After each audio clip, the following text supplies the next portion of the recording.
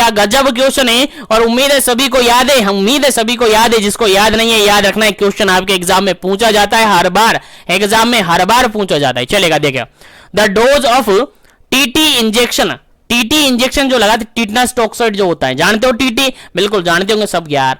चलेगा, the TT क्या dose आपसे पूछा है, dose of TT injection to be given to the pregnant women, pregnant women के लिए टीटी का जो इंजेक्शन लगाया जाता है, टिटनस टॉक्साइड का जो इंजेक्शन लगाया जाता है, उसका अमाउंट आपसे पूछा है, कितना डोज उसको लगाया जाता है, कितना डोज उसका लगाया जाता है। और जनरली आप सबको पता है यार टीटी का इंजेक्शन कितने डोज में लगता है, फटाफट से आंसर पुटअप कर दीजिएगा। ऑप्शन फर्स्ट है 0.05 ml, सेकंड ऑप्शन है 1.5 ml, थर्ड ऑप्शन है 0.5 ml और फोर्थ ऑप्शन है यहाँ पर 0.25 ml। चलेगा, आंसर आपको देना है फटाफट से, क्या इसका करेक्ट आंसर है। चलेगा, सबको पता है, सबको पता है टीटी का जो इंजेक्शन लगाते हैं वो 0.5 ml लगाते हैं, कितना लगाते हैं जी 0.5 ml लगाते हैं जी, सबको पता है आईएम रूट से लगाया जाता है जी। याद रखना है, क्वेश्चन पूछा जा सकता है कि टीटी को किस रूट से लगाते हैं, आईएम इंट्रामस्कुलरली लगाया जाता है। और क्वेश्चन ये भी पूछा जा सकता है कि प्रेग्नेंट लेडी के अंदर जो टीटी का इंजेक्शन लगाते हैं अपन, कब लगाना चाहिए, कब लगाना चाहिए, पहला टीटी का इंजेक्शन कब लगना चाहिए। ऑप्शन अलग अलग वीक के अकॉर्डिंग आपको दिया जाएगा, अलग अलग वीक आपको दिए जाएंगे, वहां आपको मिलेगा 18 वीक भी दे सकते हैं, वहां आपको 20 वीक भी दे सकते हैं, वहां आपको 4 वीक भी दे सकते हैं, वहां आपको एज सून एज पॉसिबल भी दे सकते हैं, कैसे भी आपको ऑप्शन दिए जा सकते हैं। तो आपको आंसर याद रखना है, कुल मिलाकर आपको बात ये याद रख लेनी है कि आपको 0.5 ml टीटी का लगाते हैं। अगर प्रेगनेंसी की बात की जाए तो फर्स्ट जो टीटी का इंजेक्शन लगाते हैं वो कब लगाते हैं, एज सून एज पॉसिबल लगा देना है। एज सून एज जैसे ही प्रेगनेंसी सस्पेक्ट होती है आपको पहला डोज इंसर्ट कर देना है, पहला डोज आपको लगा देना है। अब आप कहेंगे सर पहले डोज के बाद दूसरा डोज, क्योंकि 2 डोज तो लगाने होते हैं। कितने डोज लगाए जाते हैं, 2, पहला और दूसरा।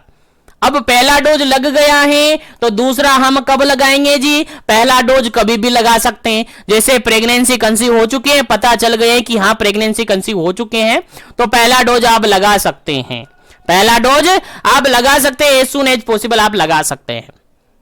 ठीक है, उसके बाद दूसरा डोज कब लगना है, दूसरे डोज के लिए आपको टाइमिंग याद रख लेना है, 4 वीक का टाइमिंग आपको गैप बीच में रखना है। पहले डोज और दूसरे डोज के बीच में आपको 4 वीक 4 वीक का टाइमिंग यानी 1 मंथ का टाइमिंग आपको रखना है। 1 मंथ का 1 महीने का टाइमिंग आपको देना है, या 4 वीक का टाइमिंग आपको देना है फर्स्ट और सेकंड डोज के बीच में। याद रखिएगा, इंपॉर्टेंट क्वेश्चन है, आपके एग्जाम में पूछा जा सकता है। यहीं पर एक और क्वेश्चन आपको बता दूं, मान के चलेगा कोई प्रेग्नेंट लेडी है, मान के चलेगा ये प्रेग्नेंट लेडी थी, इसको आपने पहला डोज लगाया, दूसरा डोज लगा दिया, ठीक है। अब यही लेडी 2 साल बाद आपके पास आती है, कितने बाद, 2 ईयर के बाद आपके पास आती है, और 2 ईयर के बाद एक बार फिर से प्रेगनेंसी कंसीव हो जाती है। 2 साल बाद एक बार फिर से प्रेगनेंसी कंसीव हो जाती है, और आप देखते हैं यहां पर तो कितने डोज लगाएंगे, टीटी का कितना डोज यहां पर लगाएंगे। आंसर आपके पास क्या रहेगा, क्या दोनों डोज वापस से लगाना पड़ेगा, क्या दोनों डोज आप वापस से लगाएंगे, क्या आंसर आपको देना है फटाफट से, क्या इसका करेक्ट आंसर है। चलेगा, देखिएगा यहां पर अगर लेडी एक बार प्रेग्नेंट हो चुके हैं और विद इन 3 ईयर वापस से वो प्रेग्नेंट होती है, अगर 3 साल बाद वो वापस से प्रेग्नेंट होती हैं, तो उसके अंदर केवल और केवल 1 डोज लगाया जाता है।